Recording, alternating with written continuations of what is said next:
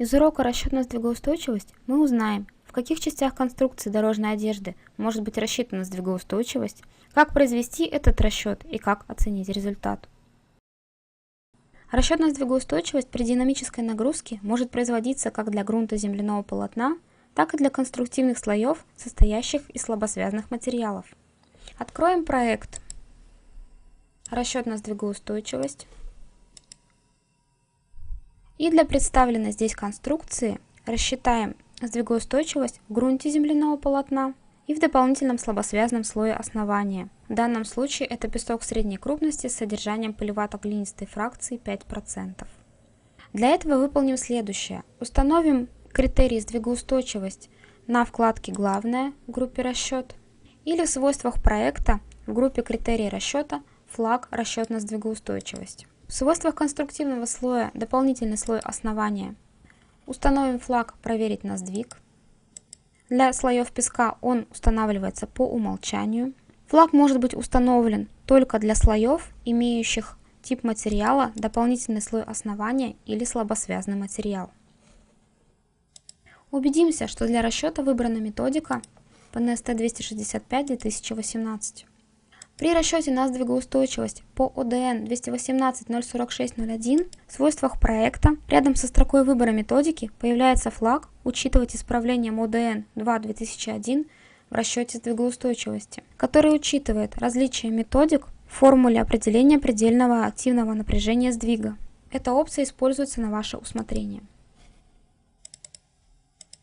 Теперь оценим результаты расчета. В столбце «Сдвиг» в области формирования конструкции отображается краткая информация о расчете по критерию сдвигоустойчивости при динамической нагрузке.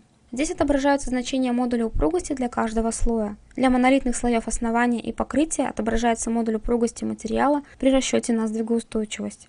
А для грунта и слабосвязанных слоев выводится запас прочности, который показывает результаты расчета в процентном соотношении. Помимо числовых значений в столбце «Сдвиг» в рассчитываемых слоях отображается подсказка в виде значка. Поскольку запас прочности по критерию сдвигоустойчивости при динамической нагрузке в данной конструкции больше нуля и для грунта, и для слоя основания, значок окрашен зеленым цветом. В противном случае он был бы окрашен в красный.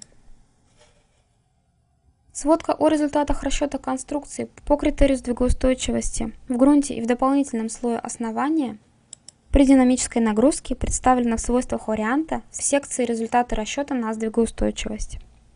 На чертеже конструкции таблицы с расчетными параметрами также отображаются расчетные характеристики сдвигоустойчивости в столбце «Сдвиг». В отчете по расчету добавился подраздел «Результаты расчета на сдвигоустойчивость», который содержит расчетные характеристики сдвигоустойчивости в дополнительном слое основания и в грунте земляного полотна. Расчетная сдвигоустойчивость при статической нагрузке производится аналогичным образом. Он подключается нажатием кнопки «Статическая нагрузка» на ленте или в свойствах проекта в группе «Критерии расчета» флаг «Расчет на статическую нагрузку». Результаты расчета отображаются в столбце «Статическая нагрузка» в области формирования конструкции и, так же как и при расчете для динамической нагрузки, в свойствах варианта